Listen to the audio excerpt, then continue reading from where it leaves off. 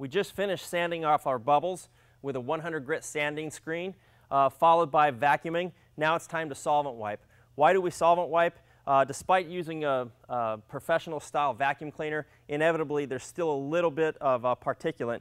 And believe it or not, it cleans that particulate off, but in addition, it lightly tacks up. It lightly makes this base coat or prime coat a little bit tacky for adhesion.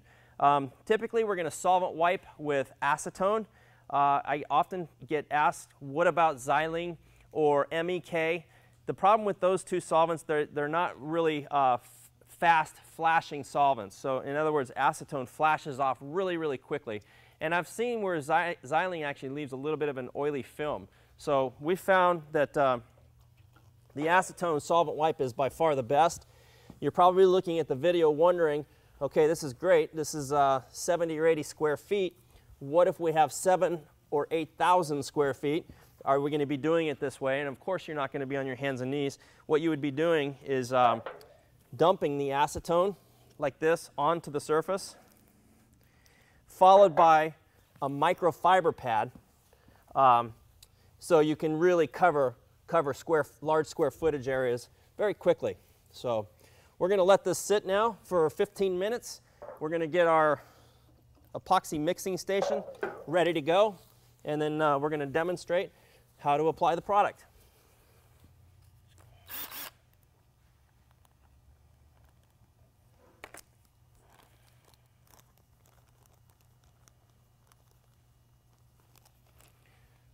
The way that the material is packaged, it basically will condition or color a full kit of the Lumiere Clear.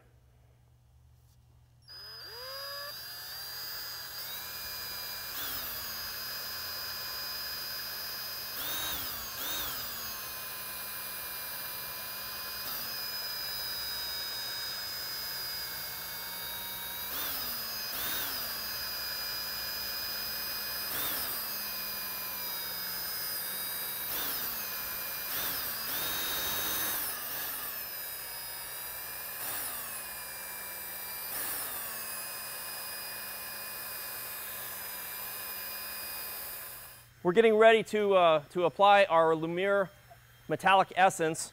There's a wide variety of ways that you can apply it. You can certainly pour a whole batch on the floor. You could use your notch squeegee, and then you come back and you would roll with a looped in roller. Don't use a typical 3/8 roller. You're going to see the roller lines. And actually, I'm using a roller like this more as a squeegee. I'm just moving and pushing the material, letting it level out on its own. Some applicators will use a V-notched trowel similar to this just to get it down to the proper depth. For today's demonstration, I'm going to go ahead and simply hand trowel it because we want to demonstrate some interesting marbleizing techniques. So one way to do that is with the hand trowel.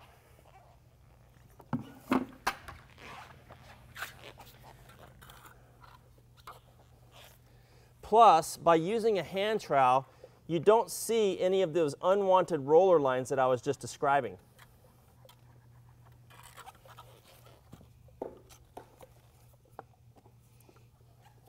Keep in mind, when you're mixing epoxies like this, you have a somewhat of a limited window of opportunity.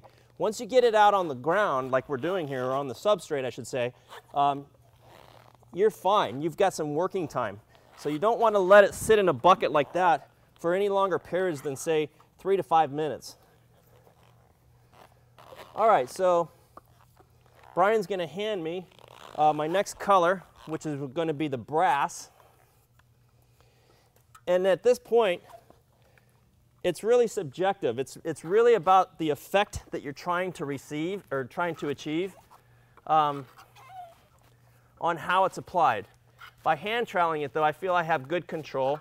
On a large job, what I'll do is I'll make up all my colors, and although it sounds crude, I'll just dump them all over the floor in streaks. Thank you, Brian.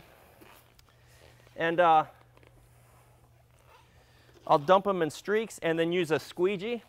Squeegee all the colors together.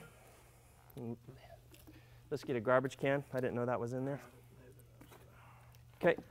And then blend them that way. All right.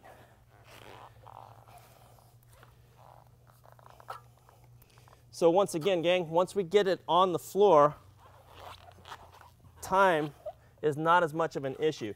So what I might choose to do now, while I have this on my trowel, I might come back in here and just put a light streak like that. So here again, on my trowel, put a light streak.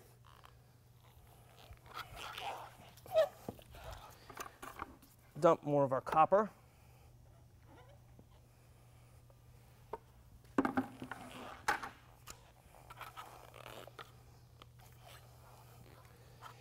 There's no reason to, I'm kind of doing it in a linear pattern, there's no reason you can't come in and blend this way.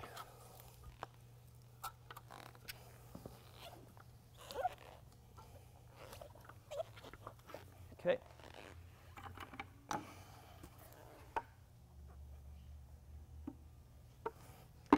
Oftentimes we'll go wet into wet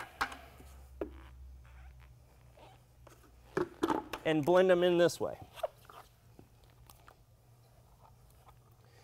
You'll notice too, when I work, I'm always looking back at what I've already done just to see how it's settling out.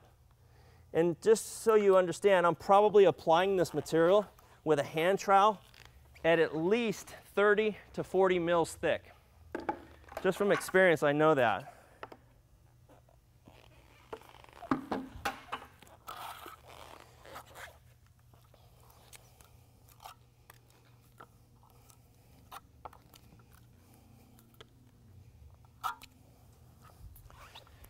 So in just a minute, we're going to get some spiked knee boards over here, and we're going to go back out on this and work this material.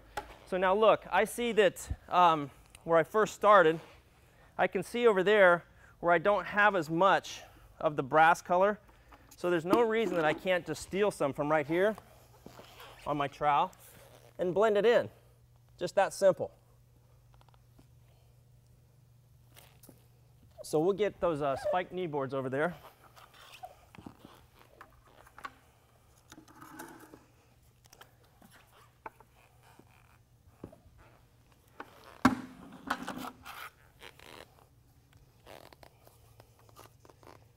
The nice thing about a product like this is you really can't achieve effects like we're about to achieve with any other coloring medium that I've worked with.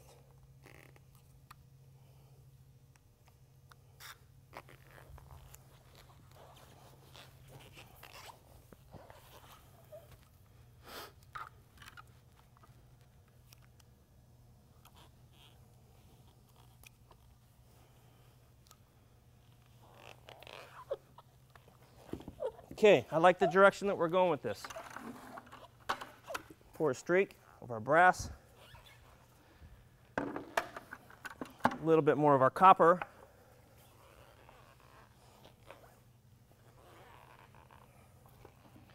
all right, put that up there on the plastic, followed right again with a little bit of our brass, get it on the floor.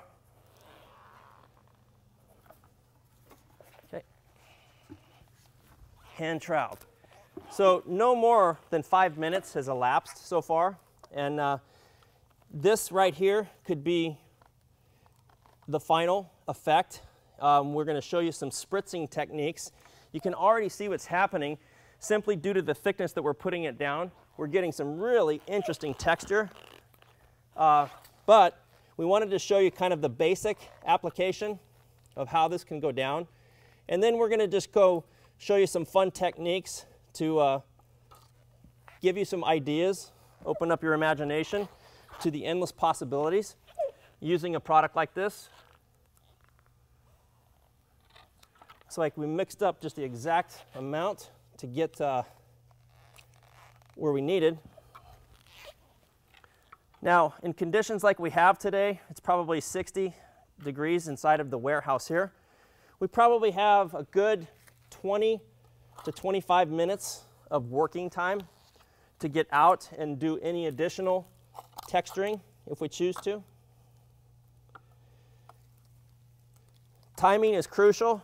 If you're going to spritz it, And I keep using the term spritz, so I'll show you real quick what I'm talking about. It's where you take the acetone, or you can take denatured alcohol, and you would literally spritz it onto the surface. And timing is crucial. So I'll usually keep both solvents. If you do it too soon, you're not going to get any effect, okay? Too soon, it's going to be really dramatic. You'll see all of this texture, but then it'll level back out, and you'll lose virtually all your texture. Too late, you're not going to get any texture. So it's really a timing issue. So typically I'm waiting about 20 minutes, depending on the job site conditions. I'm waiting about 20 minutes, and then I'm using the spritz. So for demonstration purposes, I'm going to finish this little bit off here, and then show you what happens when you spritz. Put that there. We'll have John focus on an area right here, right in here, and then I'll just stand back and spritz it this way.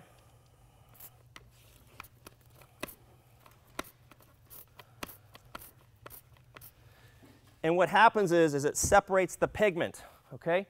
And you're just left with some really interesting effects.